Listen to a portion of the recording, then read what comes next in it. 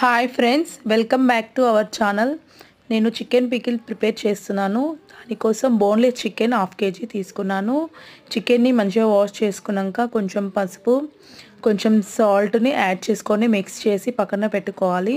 మంచిగా చికెన్కి పట్టేంత వరకు మంచిగా మిక్స్ చేసి పక్కన పెట్టుకోవాలి.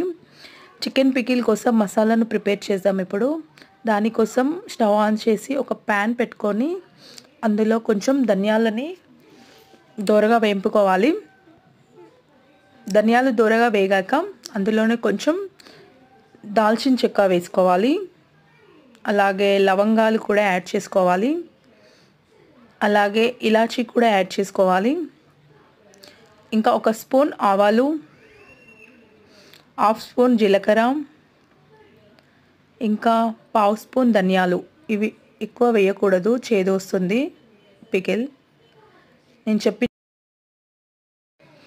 నేను చెప్పిన విధంగా ఒకసారి ట్రై చేసి చూడండి.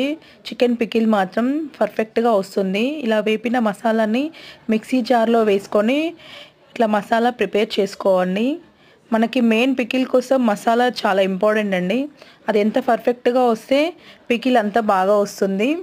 మనం మ్యాగ్నేట్ చేసి పెట్టుకున్న చికెన్ని ఇలా వాటర్ లేకుండా సిమ్లో పెట్టుకొని ఫ్రై చేసుకోవాలి. వాటర్ ఉండడం వల్ల పికిల్ స్మెల్ వస్తుందండి. అందుకనే 1 డ్రాప్ వాటర్ లేకుండా చూసుకోవాలి. ఇంకో ప్యాన్లో 1 కప్ ఆయిల్ వేసుకోవాలి. 1/2 kg చికెన్కి 1 కప్ ఆయిల్ వేసుకున్నాను నేను. మనం పక్కన పెట్టుకున్న చికెన్ పీసెస్ని ఇలా ఆయిల్లో వేసి బ్రౌన్ కలర్ వచ్చేంత వరకు ఫ్రై చేసి పెట్టుకోవాలి. ఫస్ట్ టైం నా వీడియో కనుక చూసినట్టయితే లైక్, షేర్ అండ్ సబ్స్క్రైబ్ చేసుకోండి ఫ్రెండ్స్, ప్లీజ్. చికెన్ పీసెస్ ఇలా బ్రౌన్ కలర్లో వచ్చే వరకు వేపుకున్నాక అదే ఆయిల్లో అల్లం వెల్లుల్లి పేస్ట్ యాడ్ చేసుకోవాలి. ఇలా అల్లం వెల్లుల్లి పచ్చి వాసన పోయే వరకు ఫ్రై చేసుకొని మనం ఫ్రై చేసుకున్న చికెన్ పీసెస్ని అందులో వేసుకోవాలి. మనం ప్రిపేర్ చేసి పెట్టుకున్న మసాలాని కూడా అందులో యాడ్ చేయాలి. టేస్ట్కి సరిపడా సాల్ట్ని యాడ్ చేసుకోవాలి.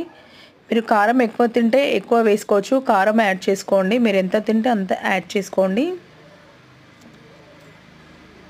ఇలా కలిపి పెట్టుకోవాలి. ఫైనల్గా లెమన్ని వేసుకోవాలి. నేనైతే 1/2 kgకి ఒక 2 లెమన్స్ వేసుకున్నాను. ఫైనల్లీ ఇలా అయిందండి చికెన్ పికిల్. కానీ టేస్ట్ మాత్రం చాలా బాగుందండి.